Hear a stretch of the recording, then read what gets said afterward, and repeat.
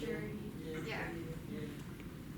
Because in my, I don't wanna say culture, but economic experience, like I've seen a 12-year-old raise children where there would be, you know, a 30 or 40-year-old who doesn't know anything about living or raising a child. So yeah, age really. Makes Oh, yeah, sense. we can. Oh, no, we weren't shutting you down, we No, were sharing. no. So it's important that when you're engaging one-on-one or with the group, it's good to define the word, the term that you're using, so that they understand how you're using it, even if they don't agree, but at least they understand how you're using it. That makes sense? Yeah. That's cool. Very good, you guys. So, we have an understanding when we're talking about developing a culture, your foundation, right? We talked about education, because we're all critically thinking. We talked about how to form your questions, right? And again, I'm going here, we've seen this, and now we're going to apply. You with me? Okay. Since you guys are so great, let's have a discussion about, from what we have just went over, and how we're going to do the exercise. We're going to utilize this and apply it critically with the foundation we just, make sense? You with me? So, in reference to sexism, what areas would you see it applied to? Say that one more time. All of them. It's music to my ears. One more time. Someone take me down the line. Yes. Economics, there's sexism when, you know, a female labor force gets paid less than a male labor force for the same amount of output they're Like the contributing. soccer team. Like the soccer team. Or in anything really. Tech, education, medicine, anything. Employment. Employment essentially. Yes. Entertainment, I think there's different standards for what a woman has to do and appear in order to get her work taken seriously. Like she might have to sell her sexuality more than a man does, or equally now at this point. But and then there's education where things like, I guess Title X, is that what the one in education trying to provide equal resources for both?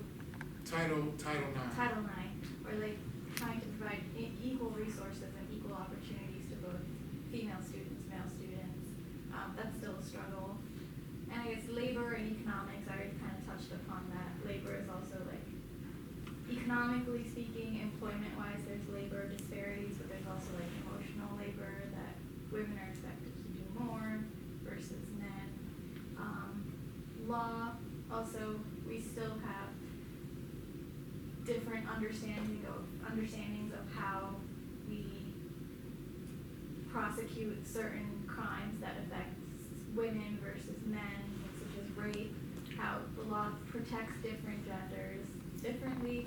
There's religion, which also sometimes is used as a tool of oppression based on Sometimes. sex. Oh, I'm sorry. I said I'm it. trying to be politically correct, but like also, different people have different interpretations of the Yes. same religion. Yes. And there's women who subscribe to religion, so they're not, I'm not gonna go and say they're all stupid or they're against their own self-interest. How they Okay. interpret it could be empowering for them. Okay. But as a structural entity, it does tend to differentiate between the sexes, oppressing one over the other. Politics, obviously, politics is everything. There's identity politics, and I'll leave that one for someone else. And then there's sex, which also kind of ties into everything, right? Sexual violence, the way women face it versus the way men face it in terms of the amount, the way it's prosecuted, or the way it's accepted or taught to perceive. Some women are taught to perceive it in a different manner versus men, and there's stereotypes attached to both. And then there's war, where in war, women traditionally are not seen as warriors or fighters, and they're kept away from the battlefield. But also, tragically enough, in war, women usually face the brunt of the effects of war, given their unshielded status due to sexism and all of the other fields.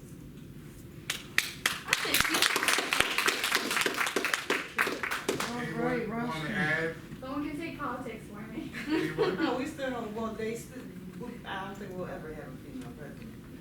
Ooh, I understand. People say we'll never have a black president. Women that vote against abortion. Well, Aisha, excuse me, can I interrupt, please? Mhm. Some people say there would never be a black president. We gonna get a female president. That sounds right. We gonna Oh, get wait a Yeah. minute. Oh, wait a minute.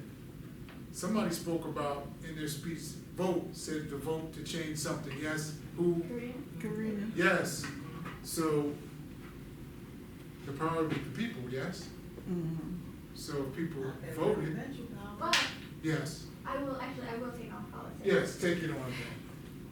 People do vote, but then the way the system has been manipulated is such that identity politics is at the forefront, where I think, as Professor Haywood at some point mentioned, somehow people have been convinced to vote against their interests. Yes. And I think that has to do with the way you've said critical thinking comes from definition Yes. and how you discourse with people. So in identity politics, politicians have become really good at like defining certain things in a way that convinces people to vote against their own interests, and they don't have critical thinking, so they don't dig deep into what exactly am I voting for, what exactly am I voting against, is what I'm voting for me or for someone else, and that comes to like, I guess, pro-choice versus pro-life. Like people, marketing has done such a great job where, you know, people just attach labels, but they don't dig deep of who, what, where, how, and why. And then they lose sight of it, so the identity politics of it really just, you are voting to exact change as a people, but what are you voting for? Who are you voting for? What's influencing your vote? Is it benefiting you? Is it not benefiting you? You will think it's benefiting you, but is it? Check this out. Picture this. And I want to bite after what you guys did, but I'm not going to do it. I was going to say, close your eyes. Imagine this. But I'm not going to do that.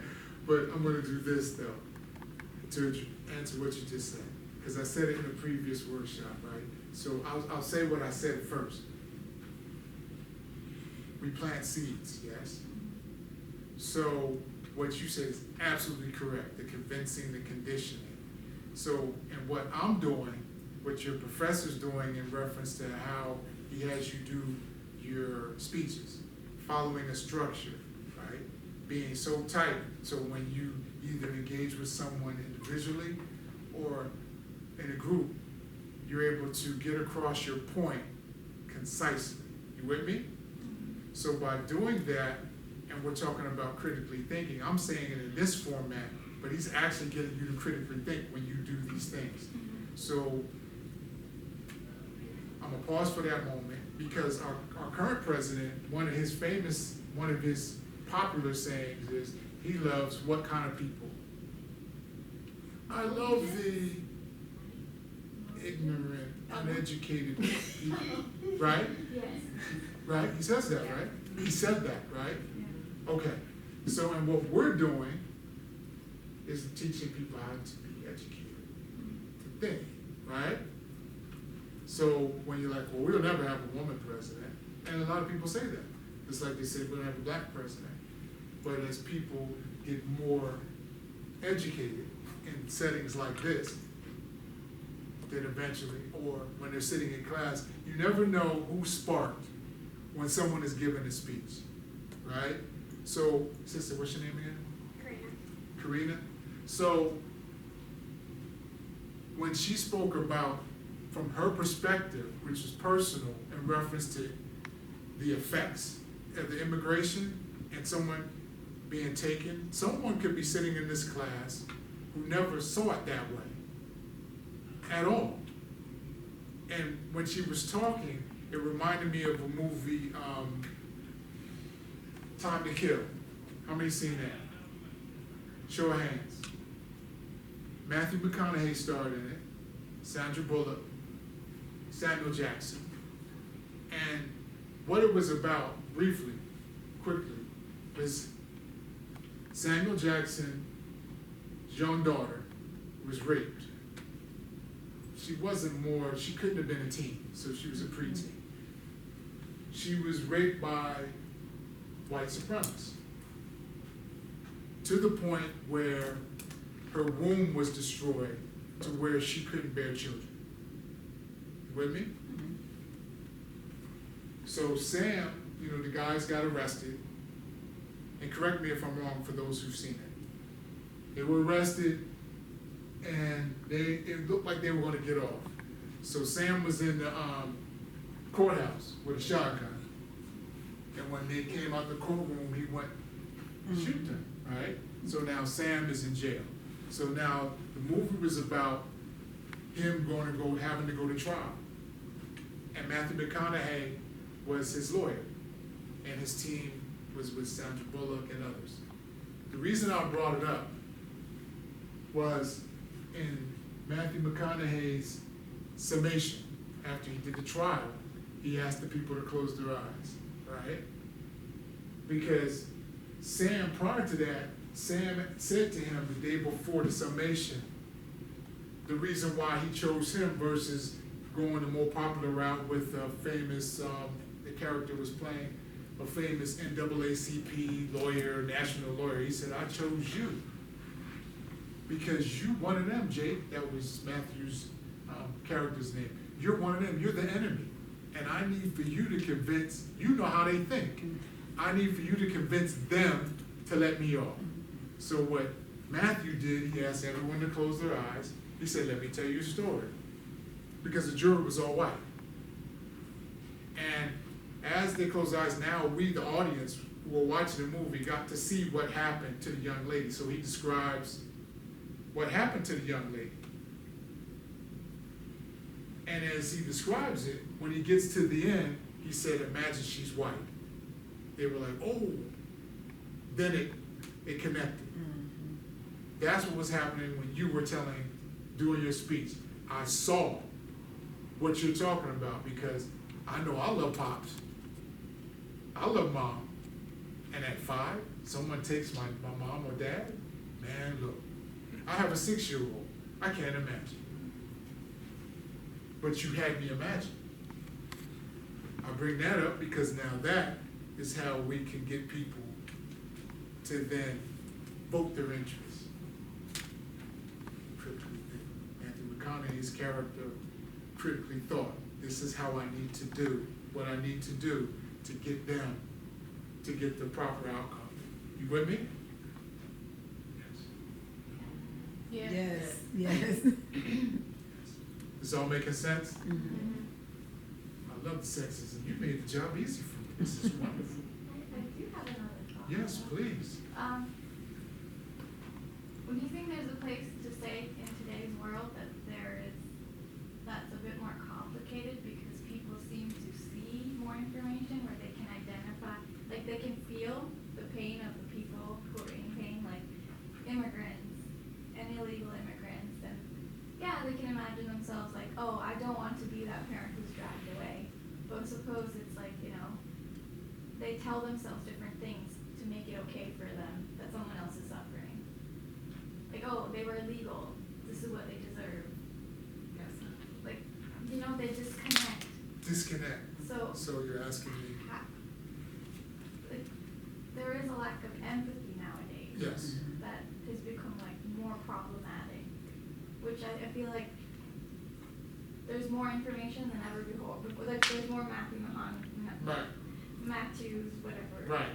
Closing argument, Right. but in order for that so to stick, much of that jewelry out there yeah, that and you have to. there's that empathy throw that's that lacking in because on you can it. only connect when there's empathy, but the True. empathy's gone. Or when it's you. Matt?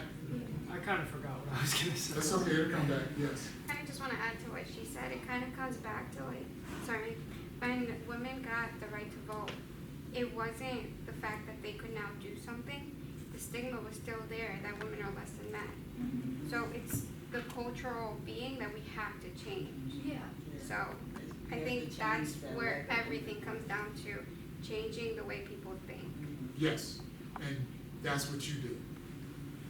And real quick, and let me know when if it comes back.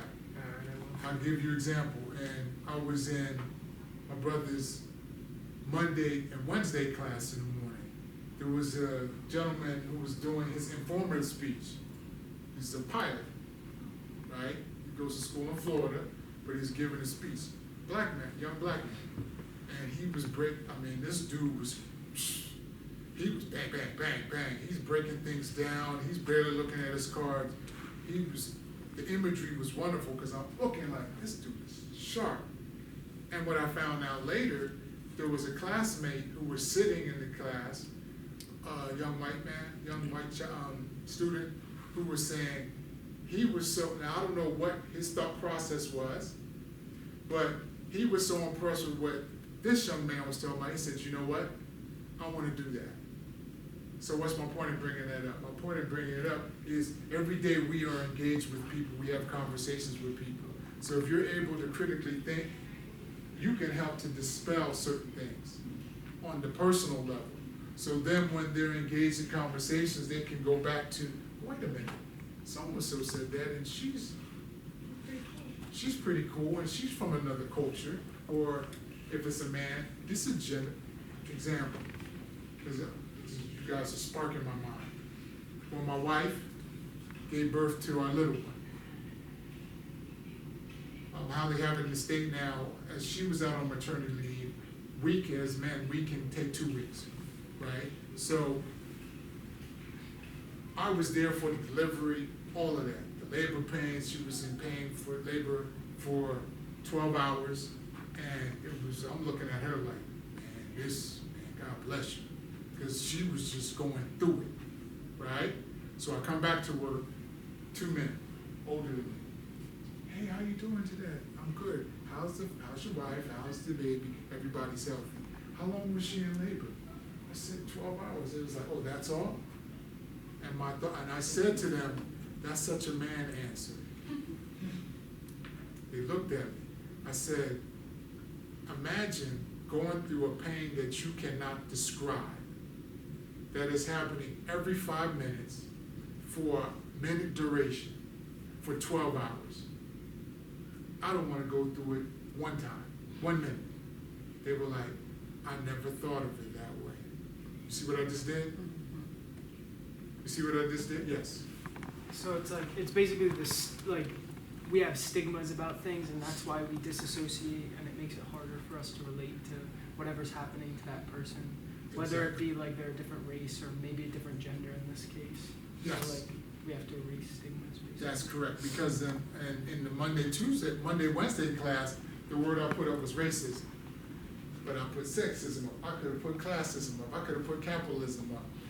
What I'm doing, we're educating each other now. Now we're planting seeds back and forth, because trust, as I'm giving to you, you are giving to me. Just like I just told a story, young man, I sat in the class, so this is how we erase the ignorance, because all these isms, if you will, they are systematic, they're systemic, right? They're based upon a value system. So how we change the mindset is we change the values.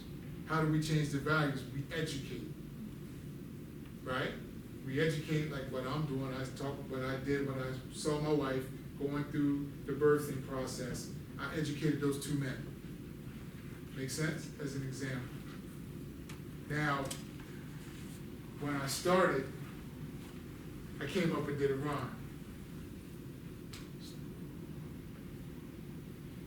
The purpose of that run, sitting around, I was watching TV years ago, because it's an original piece, I wrote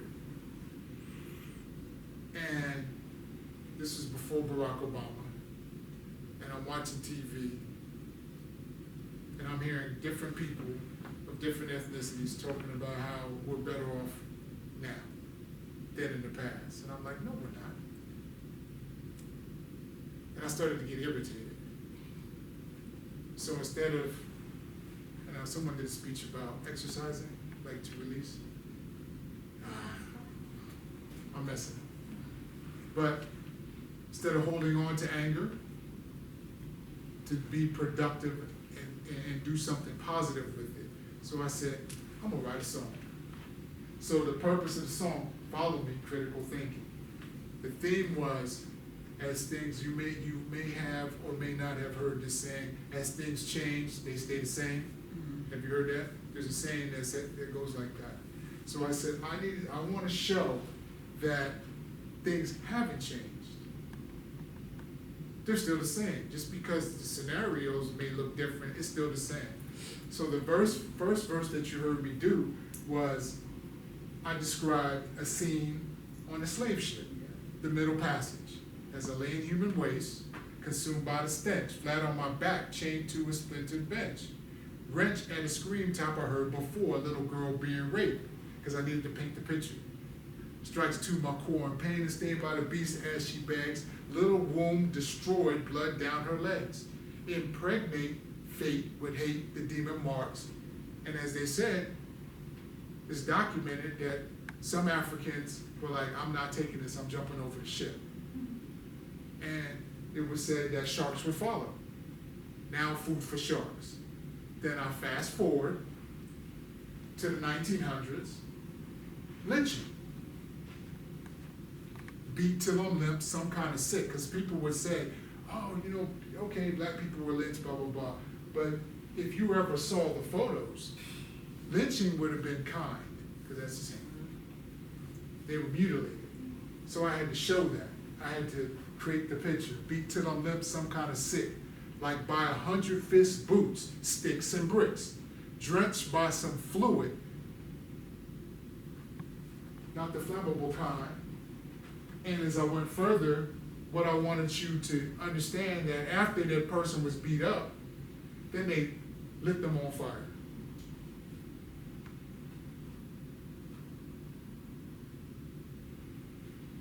Praising God, killing me, what's the catch? Before I said my prayer, in the air was a match. Praising God, killing me.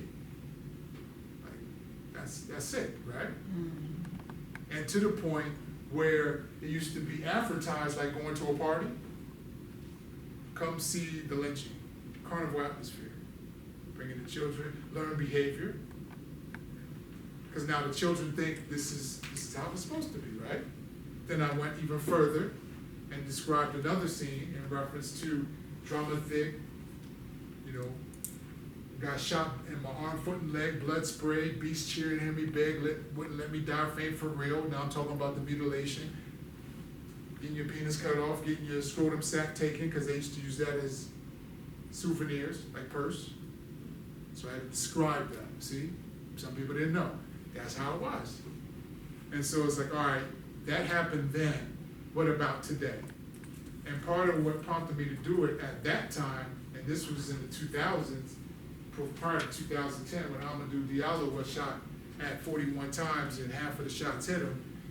And then I also had heard of a story of a gentleman in Jasper, Texas, who was supposed to be with friends, and I don't know how it got to this point, but he was tied to an end of a car, arms or legs, and then he was dragged through the streets until his body was decapitated. So that's what you heard in the last verse.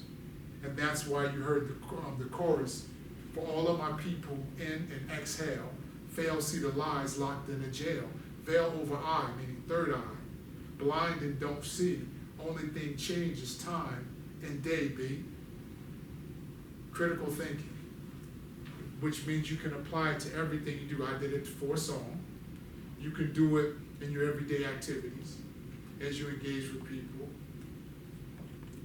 And that's how we will help the world to get better. If we want the world to get better, you have the power. Remember I said you're unique. The essence of the Creator is in you. However you worship the divine is in you. So that means you have greatness in all of you. That makes sense? You have the power to help change. First by self. That's why the first form of education is self. And then as you change self, then you can help change that which is around you by just being who you are. That makes sense?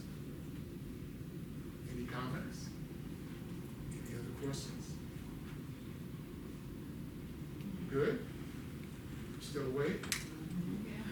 So my goal here was to get you to plant seeds, for me to plant seeds, to have you critically think and arm you with the tools to critically think and to apply them. We're good? Yes.